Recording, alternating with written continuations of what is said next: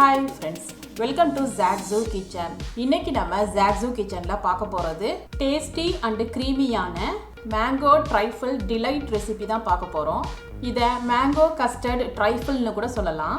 இதுல நம்ம லேயர்ஸா அரேஞ்ச் பண்ணி 7 லேயர்ஸ் உள்ள Mango Trifle Delight தான் செய்ய போறோம். கேக் crumble மேங்கோஸ் ஜெல்லிஸோட கிரீமியான கஸ்டர்டை சேர்த்து சாப்பிட்றப்போ டேஸ்ட் வந்து அட்டகாசமா இருக்கும். இந்த மேங்கோ சீசன்ல இந்த மாதிரி டெசர்ட்டை வந்து செஞ்சு கொடுத்தோம்னா எல்லோரும் லைக் பண்ணி சாப்பிடுவாங்க. வாங்க ஃப்ரெண்ட்ஸ், இந்த டேஸ்டியான மேங்கோ ட்ரைஃபிள் ரெசிபி எப்படி செய்யணும்னு பார்க்கலாம். ஃப்ரெண்ட்ஸ், இந்த வீடியோ உங்களுக்கு பிடிச்சிருந்ததுன்னா லைக் பண்ணி ஷேர் பண்ணுங்க. சப்ஸ்கிரைப் பண்ணாதவங்க சப்ஸ்கிரைப் பண்ணிட்டு பெல் ஐக்கானை கிளிக் பண்ணிக்கோங்க. இந்த வீடியோ உங்களுக்கு பிடிச்சிருந்ததுன்னா வீடியோக்கு ஒரு லைக் கொடுங்க. ஃப்ரெண்ட்ஸ், மேங்கோ ட்ரைஃபிள் செய்யறதுக்கு ஒரு பவுல்ல mango custard powder 4 table spoon எடுத்திருக்கேன். ஃப்ரெண்ட்ஸ், உங்கள்கிட்ட மேங்கோ கஸ்டர்ட் பவுடர் இல்லைன்னா அதுக்கு பதிலாக நீங்கள் வெனிலா கஸ்டர்ட் பவுடர் கூட யூஸ் பண்ணிக்கலாம். இப்போ இதில் 1/2 கப்பு பால் சேர்த்துட்டு கட்டி இல்லாமல் நல்லா கலந்து வச்சுக்கணும். இப்போதைக்கு இதை தனியாக எடுத்து வச்சிடலாம். ஒரு மில்க் பேனில் 3 கப்பு பால், அதாவது 750 ml உள்ள பால் சேர்த்துக்கிறேன். இப்போ இதில் ஸ்வீட்னஸ்க்காக 1/2 கப்பு சுகர் சேர்த்துக்கிறேன். ஒரு விஸ்க் வச்சு நல்லா கலந்துக்கணும். அடுப்பை வந்து லோ டு மீடியம் ஃப்ளேமில் வச்சுக்கணும். இப்போ பால் பொங்கி வர நேரத்தில் அடுப்பை வந்து லோ ஃப்ளேமில் வச்சுட்டு நம்ம ஏற்கனவே ரெடி பண்ணி வச்சுருந்த கஸ்டர்டு மில்கை வந்து ஆட் பண்ணிக்கலாம். ஃப்ரெண்ட்ஸ், கஸ்டர்டு மில்கை சேர்த்ததும் கைவிடாமல் நம்ம கலந்துக்கிட்டே இருக்கணும். ஒரு 5 மினிட்ஸ்லேயே பார்த்தோம்னா இது நல்ல திக்காகி க்ரீமியாக கெட்டிப்பட்டுக்கிட்டே வரும். கைவிடாமல் மிக்ஸ் பண்ணிகிட்டே இருக்கணும். இந்த கஸ்டர்டை பார்த்தோம்னா தண்ணியாக இருக்கக்கூடாது, இந்த மாதிரி கெட்டியாக இருக்கிற மாதிரி பார்த்துக்குங்க. இப்போ இதை நான் ஒரு பவுலுக்கு மாற்றி வச்சுக்கிறேன். இதை ஆறுனதும் இதை கிளிங் ரேப்பால் கவர் பண்ணிவிட்டு ஃப்ரிட்ஜில் வந்து சில் ஆகிற வரைக்கும் வச்சுக்கலாம். இப்போ ட்ரைஃபிள் செய்கிறதுக்கு நான் மேங்கோ ஜெல்லி எடுத்திருக்கேன். நீங்கள் எந்த பிராண்டுனாலும் எடுத்துக்கலாம். இந்த பவுடர் வந்து ஒரு பவுலில் சேர்த்துட்டு இதில் 1/2 கப்பு கொதிக்கிற தண்ணியை சேர்த்துக்கலாம். இதை நல்லா கலந்துட்டு இதை ஃப்ரிட்ஜில் வந்து செட் ஆகிற அளவுக்கு நம்ம வச்சுக்கணும். நெக்ஸ்ட்டு ட்ரைஃபிளில் சேர்க்கறதுக்காக 4 ஸ்லைஸ் டீ டைம் கேக் எடுத்திருக்கேன். இதை கைகளால் இந்த மாதிரி கிரம்பிள் பண்ணிக்கணும். ஃப்ரெண்ட்ஸ், நீங்கள் டீ டைம் கேக்கு பதிலாக பிஸ்கட் கூட நீங்கள் எடுத்துக்கலாம். ஆனால் பிஸ்கட்க்கு பதிலாக நீங்கள் இந்த மாதிரி கேக்கு யூஸ் பண்ணிங்கன்னா ட்ரைஃபிளோட டேஸ்ட் வந்து இன்னும் சூப்பராக இருக்கும். ட்ரை பண்ணி பாருங்கள்.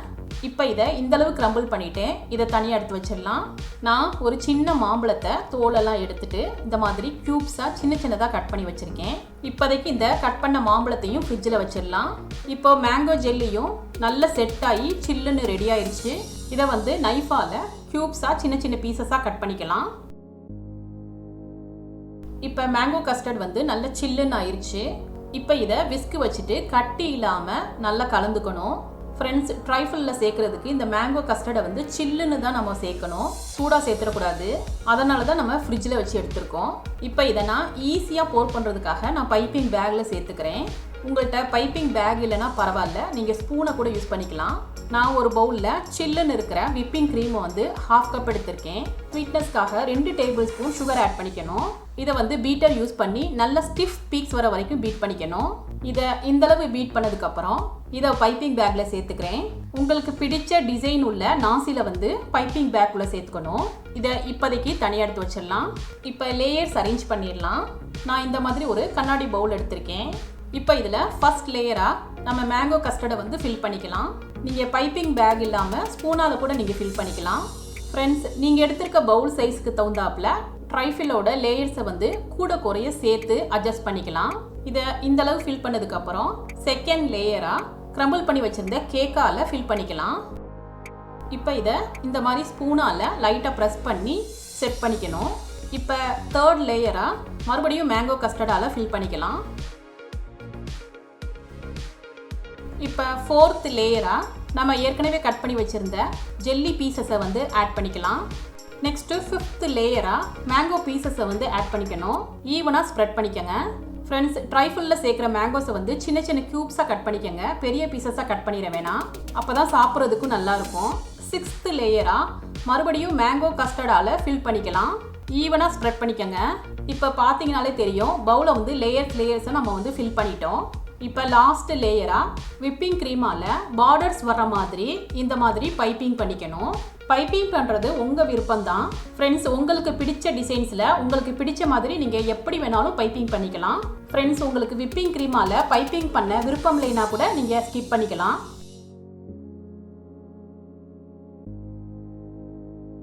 நான் மறுபடியும் இதே மாதிரி இன்னொரு பார்டரும் பைப்பிங் பண்ணிக்கிறேன். ஃப்ரெண்ட்ஸ், பைப்பிங் பண்ணாமல் மேங்கோ ட்ரைஃபலை அப்படியே சாப்பிட்டா கூட டேஸ்ட் வந்து சூப்பராக இருக்கும். இப்போ சென்டர்ஸ்லையும் நான் இந்த மாதிரி பைப்பிங் பண்ணிக்கிறேன்.